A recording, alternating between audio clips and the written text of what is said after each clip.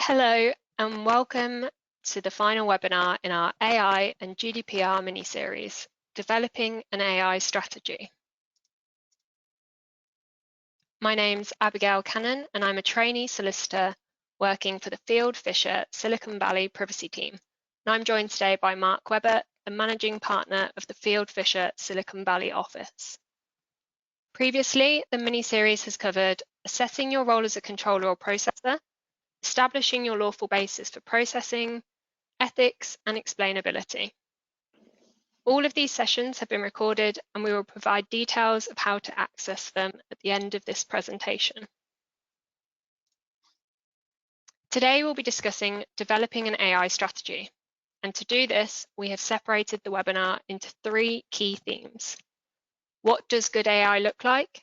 Developing and implementing AI policy, and looking to the future. So, what does good AI look like? First, you need to understand whether you're a controller or a processor. These roles have been covered in detail in one of our previous webinars. So for our purpose today, we focus on the pros and cons of each role, which can determine where your obligations, restrictions, and benefits lie. Controllers have more freedom, but that comes with more responsibility and scrutiny when it comes to regulations. Processors, on the other hand, have much less freedom, as how the data is held and processed is strictly defined and set out by the controller, but the role generally has less obligations and compliance requirements, although processors need to be aware of their contractual compliance, as this may actually create more obligations, for example, to assist the controller in their compliance. Of course, whether you're a controller or processor is a legal determination, and in the majority of situations, you don't have a choice. Once you are aware of your role, and therefore your obligations, you need to consider the risks and liabilities that you're subject to. While the general commentary in relation to AI focuses on the negatives and extremes, such as the dangers of driverless cars or the invasiveness of tracking technologies, there are other mundane areas of AI which may equally carry risks and liabilities.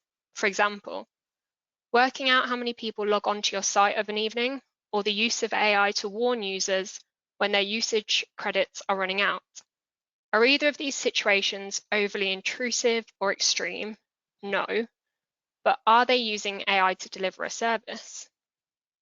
Yes, and therefore have potential risks and liabilities, whether it be from the use of third parties or a flaw in security or compliance.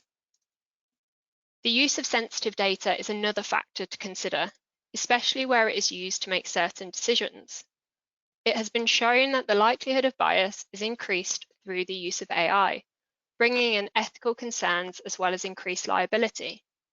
A system is only as good as the data it learns from, and the processes that go into ensuring the accuracy of the data. Mark is now going to cover scope creep, another common risk in the use of AI. Thank you, Abby. And that's right. We're always looking at risk-based analysis when we're considering data, and that risk and the perception of risk might vary if you're a big pharma versus a young and emerging startup, and it also varies depending on the type of data that you're using. As Abby says, is it sensitive data? Are you sharing that with third parties, or is it relatively mundane, already pseudonymized data, and doesn't pose as much risk to individuals? So making an evaluation of your risks and the potential liabilities. Looking back to the session that we had with Andrea and Sergio in session 3, the ethics and the bias kind of issues, and how you're developing your general AI program, all very relevant. And I think one of the biggest risks that we see with AI is scope creep, and as Abby has briefly mentioned. And initiatives like this in the AI and ML space move fast, and these initiatives evolve, and we frequently find that we get a call, we start talking about our yeah, we start talking about a project, the business is looking at doing something, introducing a new tool, introducing a new form of AI. One team, gets that going. It's all been justified. The legal team has had a look at it. We've looked at the type of data, we've looked at the risk, we've looked at the transparency, made information and disclosure steps. And then suddenly another internal team says, hey, that looks good. If you've got that data set, I'll tell you what I can do with it. I can use that to upsell, or I can use that to profile our different customers. And all of a sudden, you're in a world where you've justified something, but somebody else is coming in and saying, oh, now we know what we need to do. And particularly in the SaaS arena, where it's just a little bit of coding in the back end, and you can pull more data off services, or you can look at the same data in a different way. This scope creep is one of the most damaging and difficult things within any organization to manage. That kind of, oh, one more thing. It could be more data, but it more likely is more uses of those same data sets. So that incremental change adds to a previous risk-based decision in some circumstances. It adds complexity to data protection impact assessment. Potentially that constant evolution causes more and more issues. And something that you thought was okay, or you took a little risk on because it was only doing X, after 2 or 3 scope creeps, you're like, well, if I'd have known this in the first place, I might have assessed it in a completely different way. And I think that's one of the biggest takeaways that I've got from working on AI projects in the last sort of 3 or 4 years. There's always one more thing, and that scope creep is the enemy of your policy and the enemy of your process. So you need to start thinking about AI and what good practice might look like. And Abby, thank you for moving on the slide. No business should just do AI. AI is going to be, and ML is going to be using data. And that data might just be non-personal data, but it doesn't mean you don't have any obligations in relation to that data. You might have confidentiality obligations. You might have restrictions in an agreement if you're a provider and you're taking on that data. So you need some form of governance. And in part, that governance is a maturity step. And you'll see better forms of governance around AI the bigger the business. You only need to Google and look out for AI policies, and you'll see the Microsofts, the Googles, and Amazons of this world have gone public and talked about what guides them and how they'll be going about their AI. That's taken a long time to think through. Large teams, lots of thinking and time and energy to be able to sort of think that through and publish and think about putting that in the public domain. But at the very least, I would suggest that wherever you are in your privacy maturity journey, you need to think about some kind of high-level framework with some kind of guiding principles. And what those principles are, we begin to sort of reflect on this slide. In part, those principles help deliver compliance, and we can talk about that. In part, it's good practice, and that kind of good practice and that good governance will also instill customer trust. Whether your customer is a user of your services and you're a B2B enterprise SaaS player, or whether your customer is an end user of your social media platform, trust, respect from your users, knowing that data is being protected. It's their data as a customer, it's my data as an end user, and you've got responsibilities in relation to that data, both moral and legal. So you'd be thinking about developing a high-level framework and some guiding principles to educate and to use that internally, perhaps with data science teams and technology teams, to track and look at your compliance, learn from your compliance, and then hopefully to control and to guide. In a way, some of this is also used as a moral compass. What's good, what's bad. Certainly with some AI and ML, there's a good dose of, just because you can do it, does that mean we really should? And you see some of that coming out from those larger enterprise AI policies that I was mentioning. There's some important decision making in the background. And as you've seen and heard from those of you who've attended our earlier sessions, in part 1 and 2, Richard and Flick spent some time, really drawing out the legal issues that are in play, the kind of things that you need to be thinking about. I mean, ensuring legality, ensuring fairness and accuracy. All of that started with knowing the data and knowing what you do with the data within the AI and ML. Sometimes that's difficult because it's machine learning. The machine is teaching itself and you don't necessarily know what it's doing with the data in that black box. But without understanding the inputs and without understanding the purposes of analysis, a lot of other compliance will become quite difficult. So as a part of implementing your internal AI policy, I suggest some of those guiding principles. Start with knowing the data and knowing what you're doing with it. Once you know that data, you can apply some of the analysis that Richard talked through around legal basis. Are we working to consent? Are we working with legitimate interest? They talked about concepts of minimization. Well, you can't minimize data or make decisions about whether or not you're collecting data if you don't know what's collected. Of course, they also talked about some of the other challenges. Some data is personal and regulated by GDPR, but as they mentioned in earlier sessions, some of that data could be caught by e-privacy. Are you gaining access or storing information on an end user's device? If you are gaining access or storing information on an end user's device, of course, e-privacy might bite. And you may still have to be transparent to get a fully transparent data collection notice. But in that circumstance, e-privacy at that stage isn't making a distinction about personal data or non-personal data. It just talks about information. So knowing the data and then understanding where it comes from. Does it come from an end user device? Does it come from an on-premise system of a customer?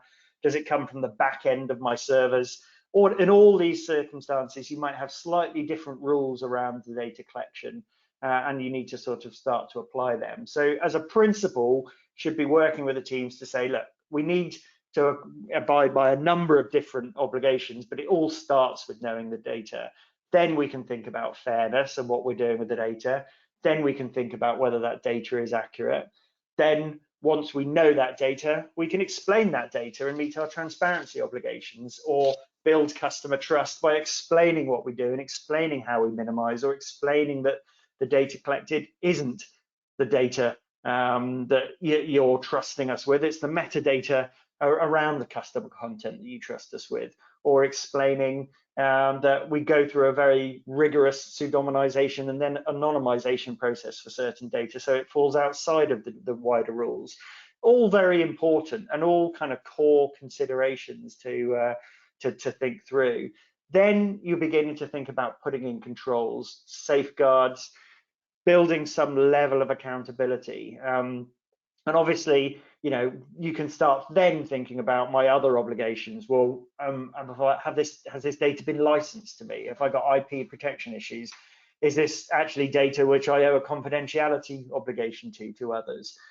All beginning to build out. But in a way, the simple way of doing it is to have some guiding principles. Then you can bring the rest of the team with you. As lawyers, we find, sometimes we come to these projects late, and the AI ML project is well underway, and we're actually then looking at it and thinking, we're going to have to slow this down. We're going to have to control this. We might need to stop some of these projects. That's very difficult, in part a hearts and minds exercise. Not every project starts from the perfect. We're not always faced with privacy by design with teams that come to us and say, oh, we're thinking of launching an AI tool in the next year, and we'd love to get some legal input on how we should be building this. Well, if you are blessed with that kind of interaction and it hasn't been built, you can use these principles to guide the teams, to drive conversations. And I think what I'm really suggesting is at one level, you have some high level principles, something to live by, something you can at least communicate some of your message, introduce what good might look like within your organization.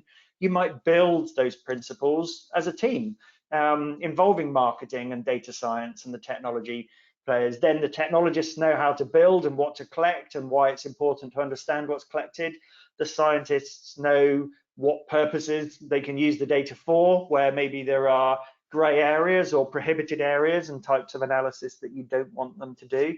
And then marketing and other teams using the data will also have one, the confidence that the data and the data sets are being collected and built in accordance with the law, and two, that they've got certain freedoms to kind of use that data.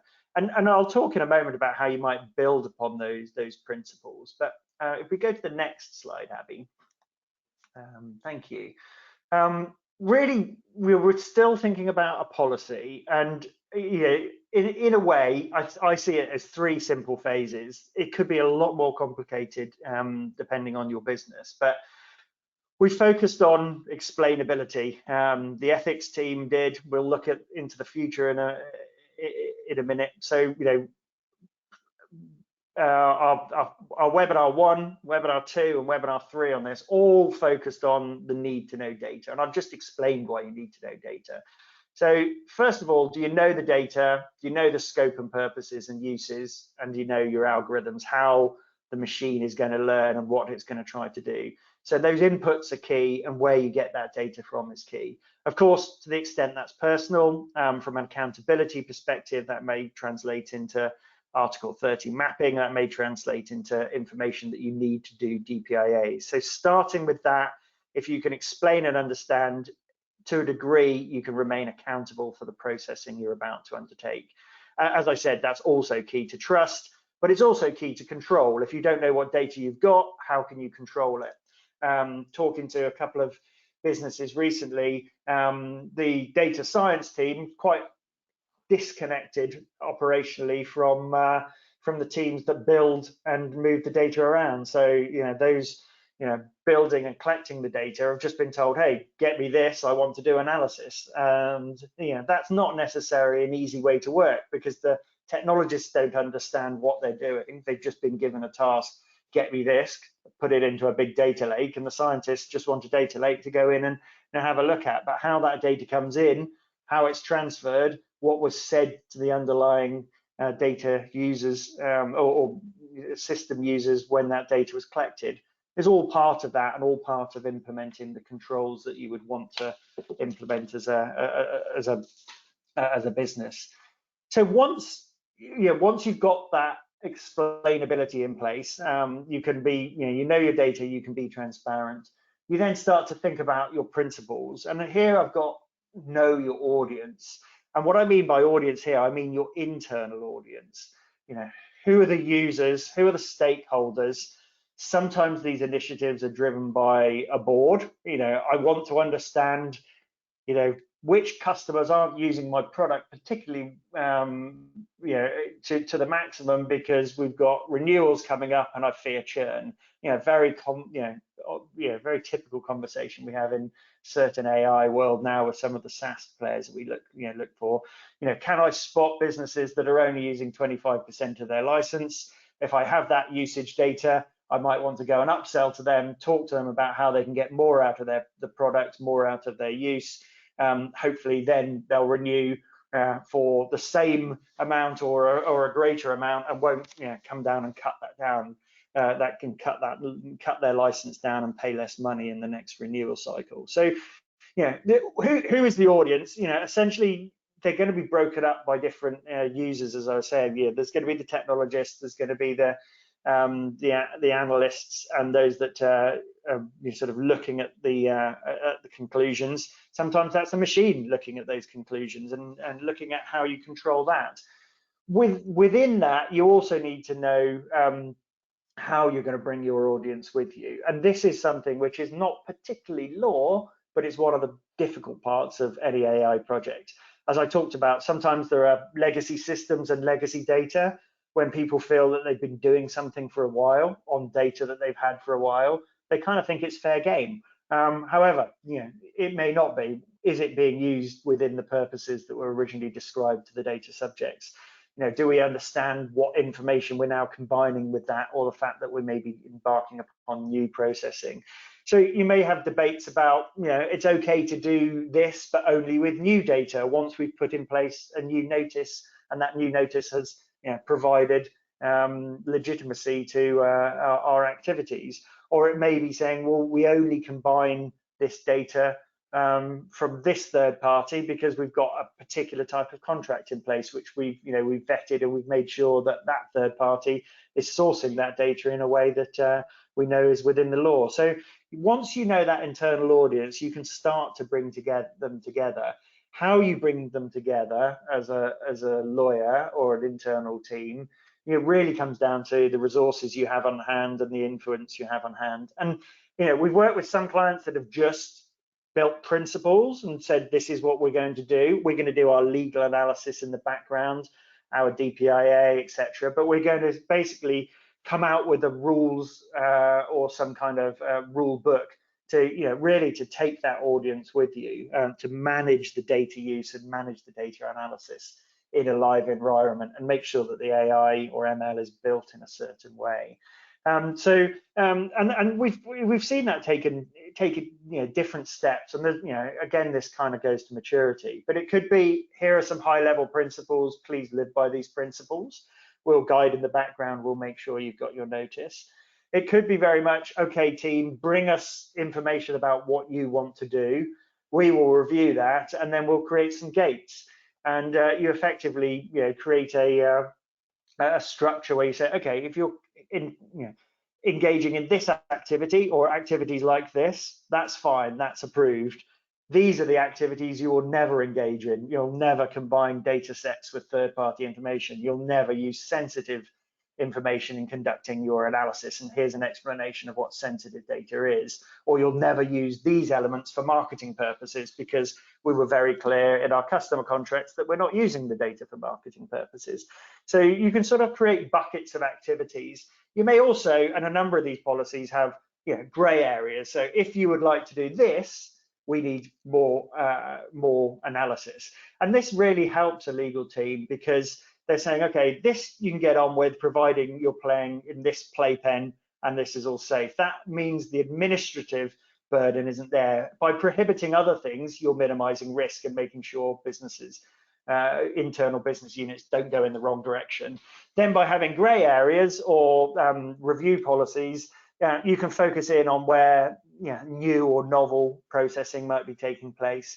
You can focus in on where slightly unusual activities. If you're combining data sets with other data sets, then come and talk to us first, for example. And that can be a good way of working that out. And we've worked with some clients that have gone out and built that governance regime and agreed those principles and agreed those rule sets across a kind of a broad church of owners. And then they've set up a governance committee, which might involve different stakeholders, from management, from data science, from the technologists that are building the tools, and they all to get together quarterly, or they review new activities and give red light, green light, or amber to what's taking place. So building some kind of ownership is really useful to manage that in a live environment. And of course, that comes down to size and comes down to what you can do. What we're really talking about is, away from the legal, those DPIAs and those legal assessments that Richard and Flick were talking about in session 1, having guardrails or some kind of a continuous review, partly to put in controls, but also partly to ensure somebody internally is accountable. And a lot of the time, legal has a review process and a responsibility to keep in, but they don't necessarily become the owner of the program.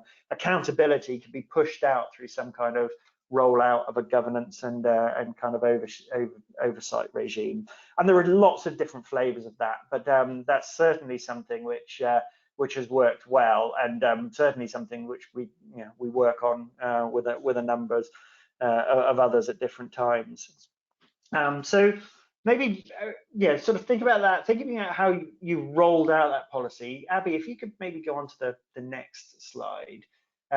We thought about doing, creating a policy based on our knowledge. We're now just going to have, just at the end of this webinar, just have a look to the future.